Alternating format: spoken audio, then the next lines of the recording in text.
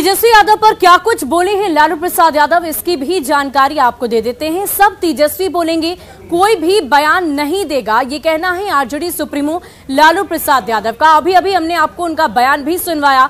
नीतिगत मामले में तेजस्वी ही सबको जानकारी देंगे, हर एक आदमी नहीं बोलेगा। इस बात की चर्चा आरजेडी सुप्रीमो लालू प्रसाद यादव ने की है और कहा कि किसके मुंह से क्या निकल जाए, कब क्या गड़बड़ हो जाए, क्या इधर उधर झांकना पड़ जाए, इस बात की जानकारी उन्होंने दी कि इस तरह का काम नहीं करना है और पार्टी के को लेकर कुछ भी अगर बात कहनी है तो सिर्फ और सिर्फ तेजस्वी यादव ही कहेंगे।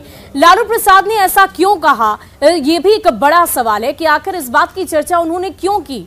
दरअसल 8 अगस्त को सियासत में एक बड़ी हलचल हुई थी जब नीतीश कुमार ने एनडीए छोड़ने वाले थे और जब नीतीश कुमार महागठबंधन में आ रहे थे। ये एक बड़ी सियासी हलचल बिहार में देखने को मिली जब महागठबंधन की सरकार बनने वाली थी। अगर आपका क्रेडिट स्कोर कम है तो बैंक लोन छोड़िए, शादी के लिए लड़की भी नहीं मिलेगी। क्रेडिट स्कोर इम्प्रूव करना है तो फ्रीडम ऐप को अभी डाउनलोड करो। परिवर्तन तय माना जा रहा था और तब तरह तरह के बयान सामने आ रहे थे।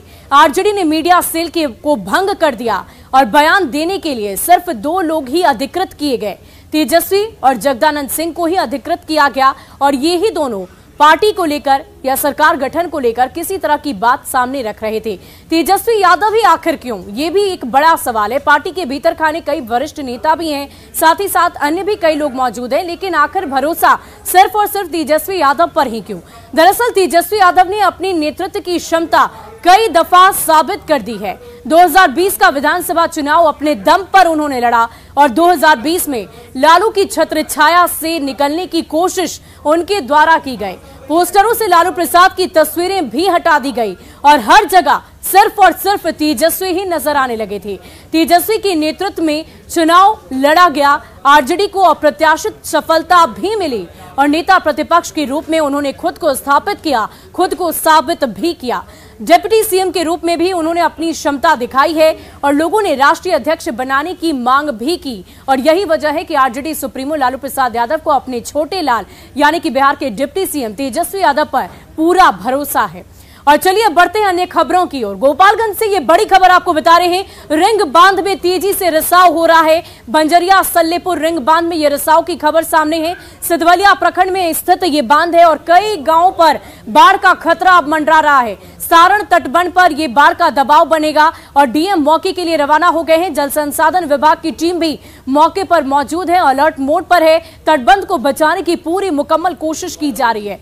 तो ये बड़ी खबर आपको गोपालगंज से बता रहे हैं जहां बांध से रिसाव हो रहा है और रिसाव की वजह से लोग दहशत में। ये तस्वीरें आप देख पा रहे होंगे किस प्रकार से तेजी से पानी का बहाव देखने को मिल रहा है। और इस पूरी खबर की अधिक जानकारी के लिए हमारे संवाददाता गोविंद हमारे साथ फोन लाइन पर जुड़ चुके हैं। गोविंद, क्या कुछ जानकारी मिल पा रही है? ग्रामीण काफी डरे सहमे से नजर आ रहे हैं, क्या तैयारियां जल संसाधन विभाग की तरफ से की जा रही है?